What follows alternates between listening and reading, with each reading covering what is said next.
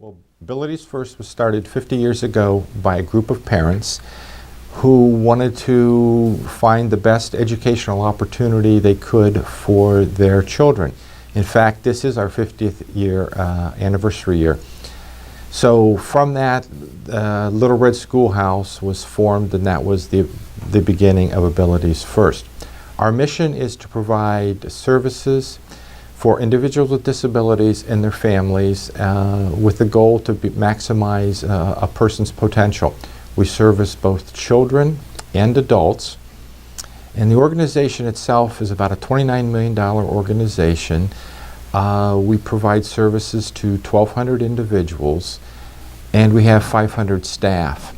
And I usually say that we're a pretty comprehensive organization because we start with children through senior citizens. In our children's programs, we offer a preschool and school programming. For adults, we have dayhabilitation, we have a work and community employment program, we have residential alternatives that range from an apartment program through the more normal group home where we have 24-hour, 7-day-a-week staff. We also provide what we call service coordination and community dayhabilitation. The history of the field and at Abilities First here over the past 50 years, and I've been involved in the field 40 years. I think most of the time we've been in an expansion mode. If we look back to the 70s through the turn of the century, we were really involved with the deinstitutionalization of individuals coming out of the institutional setting. So we were developing community support systems and services, and so we were always growing, expanding. There were new community residences being developed and so forth. And then in New York, I think the parents, the advocates, as well as organizations like Abilities First, did an outstanding job in lobbying legislatures and individuals in the political arena to really provide a wide array of services. And the primary funder of those services is Medicaid. And if we look at the dollars that Medicaid has for the whole country, it's a federal program. And then you look at what New York spends. New York spends about 17.4% of those total dollars. So as you can see from that example, we've been used to a rich array of services. And then what happened is we had the economy downturn in the beginning of 2008. So for me, the handwriting was on the wall. We were not going to be in a position to sustain this level of services. So what happened was on the big level, we needed to, I think, repackage those services. So OPWDD has been working with the federal government, and they're coming out with a new waiver, what they call the 1115 waiver.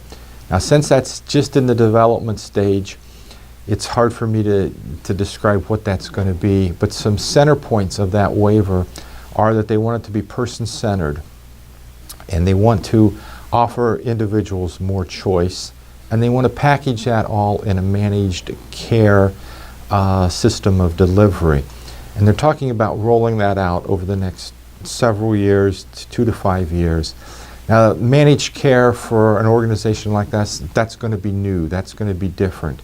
So how that works and how we adapt to that is very important. If we look at what we had to do here at Abilities First, beginning in 2008, I began concerned about future cuts. So we spent a lot of time going over any kind of purchases we had, contracts we had, trying to be as cost savings as possible. If a staff member would leave the organization through attrition, we would evaluate, we would assess that opening we had to try to determine, do we need to fill it? Can we combine jobs? So those kind of tactics, like I said, began in 2008, and we did receive cuts both the latter part of 2010 and 2011. We experienced a $1.4 million cut in services. So I'm very thankful that we did begin early because at this point we have not felt a lowering of the quality of the services we provide individuals. Wow, the New York Times articles were quite a surprise and a shock to me. They described situations of abuse, more than normal deaths that had occurred. Some of those situations they described were in my words, terrible and horrific. And I guess the New York Times bringing that out will obviously improve those situations. When I think about those situations, it seems like with the proper training, supervision, maybe compliance reviews, that I think that some of those could have been avoided. And I guess the real surprise part for me was that's just really not the culture here at Abilities First. I think our culture is one of being very positive. We have value statements that all employees are expected to live by, and we really hold a high expectation for our employees. And you know, somebody's not able to live up to those expectations, or there's issues or problems, then they're not able to work at our facility. So again, the New York Times articles, it would be nice if we could maybe refocus some of those future articles on the positive. And a couple examples that happen very regularly around here is our preschool program. We service people that have maybe speech and communication disorders, sensory dysfunctioning, they have problems with mobility. They come into our preschool at 3, and after several years of being in the educational setting as well as receiving intense therapy, they're able to go back and integrate into their local school district's kindergarten or first grade program. And the majority of our students, 20 to 25 on an annual basis, accomplish that goal. If we look at the adult side of the services, and I've been involved in vocational programs most of my life, the person that gets a job and they receive their first paycheck and they come back and say how great that is. They're smiling, their self-image, self-worth, how they feel about themselves. They feel like they fit into society just like you and I do. So it would be nice to see some press on some positive articles. Well, I think the challenge is, the biggest challenge is going to be how we manage this change that I'm talking about coming up from OPWDD and the new 1115 waiver. We need to embrace that. We need to look at that and find opportunities in that for how we can continue to serve those we serve and expand our services to serve those that are on waiting lists. And we also need to look at, through that process, new opportunities for our employees that are dedicated and committed to working with individuals with disabilities. We know that we have to provide the services to those people we now serve, and we know there's going to be more. A big challenge will be how to do that with less money coming in. So I see that as the biggest challenge that we face. I also think that we need to look at maybe working a little smarter, maybe working with some of our sister organizations who have similar missions of serving individuals with disabilities, looking at some of the support systems that we all operate, and is there a way to do those in a more efficient and effective manner.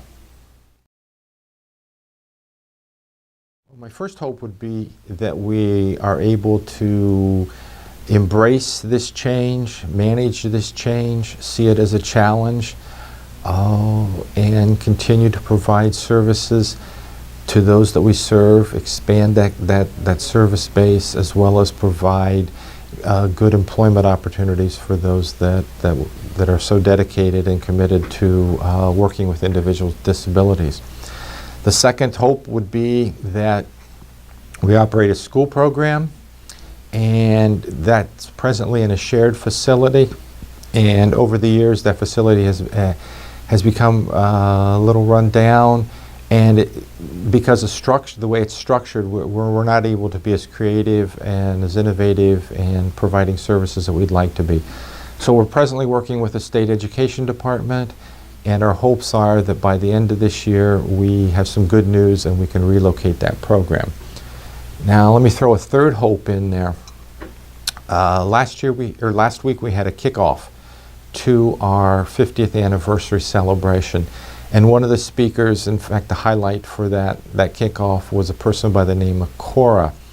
Cora began at our program 50 years ago. She was one of the first students that went to our Little Red Schoolhouse. And today she's an employee at Abilities First. She works in our accounts payable department. So has made tremendous progress over her lifetime there in 50 years.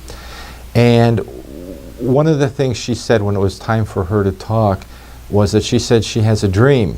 And she said it with a lot of emotion. And her dream would be that she would be accepted in community and by all of us as being normal, not being different, not having a disability in the past. So as I look at the past 50 years, we think we've come a long ways in the field, but through Cora's words, we still have a ways to go. And I think that takes us back to the name of the organization, Abilities First. Several years ago, we changed it to that name. And again, I think that's more of a positive image for the people we serve. And again, we do want to focus, and we do focus here on a person's abilities.